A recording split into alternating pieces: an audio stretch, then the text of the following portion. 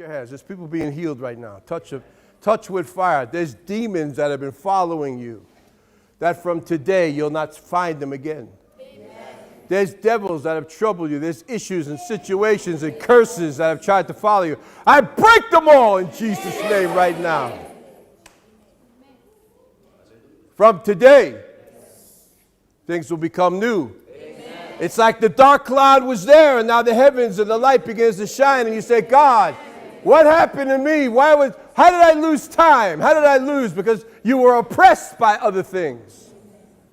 So the Lord said your environment either pollutes you or promotes you, depending on what it is. You need to have a good environment. Let me give you a principle. You can write this down if you want. The atmosphere you create determines the product you produce. Or the productive life that you want is determined by your atmosphere. Your environment, which means your friends. Do you know your friends could be a prophecy of your future?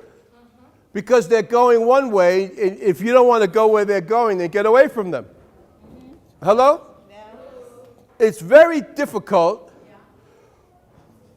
sometimes to have a great environment, but we need to work on that. Write this down. I need to have a great environment. I need to have the best people around me. I need to have the best people around me.